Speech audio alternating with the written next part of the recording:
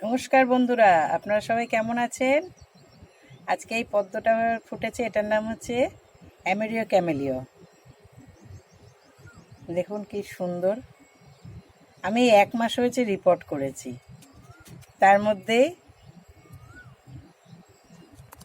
এই একটা কুড়ি মানে ফুটেছে, আর একটা ফুটেছিল, সেটা আমি তুলে ঠাকুরকে দিয়েছি। এই যে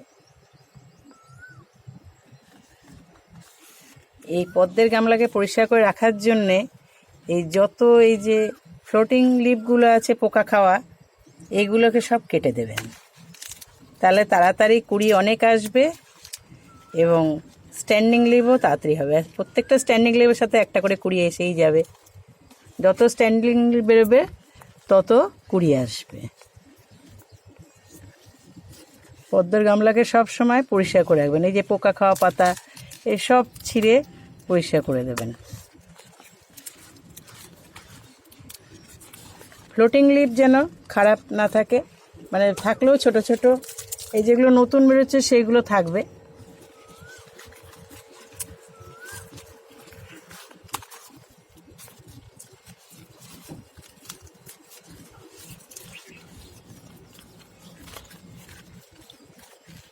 জল যত পরিষ্কার রাখবেন তত আপনাদের ফুল ভালো পাবেন এবং ফুল সুন্দর দেখতেও ভালো লাগবে।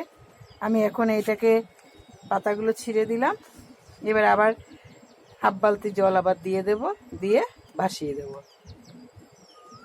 আপনারা এইভাবে করুন। আমি 45 দিন হলে পরে তারপরে আমি খাবার দেব। আমার এখনো 45 দিন হয়নি। আমার একটু রিপোর্ট করতে দেরি হয়ে গেছিল, আমার হাজব্যান্ড অসুস্থর জন্য। কিন্তু দেখুন আপনারা কি সুন্দর, পুরো গামলায় পাতা পুরো ভরে গেছে। আরও যত স্ট্যান্ডিং লিভ হবে, একটা করে স্ট্যান্ডিং লিভ হবে আর একটা করে ফুলের কুড়ি এসে যাবে। এই গরমেও দেখুন কি সুন্দর ফুল ফুটেছে।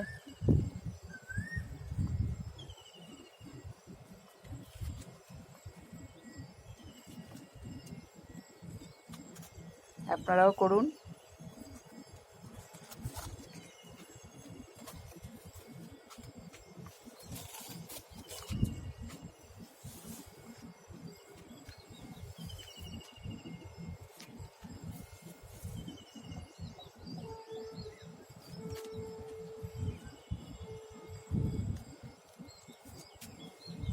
যত পরিষ্কার করে রাখবেন,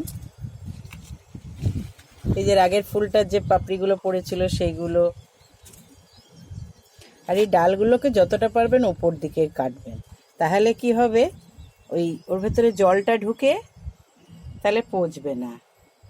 একটু ওপর থেকে কাটবেন, তাহলে ওই স্টিকটার মধ্যে জল ঢুকে পচবে না।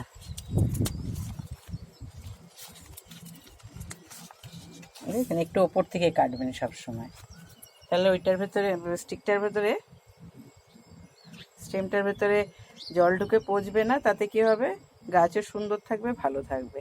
আপনারা সবাই ভালো থাকবেন, সুস্থ থাকবেন। অনেক ধন্যবাদ।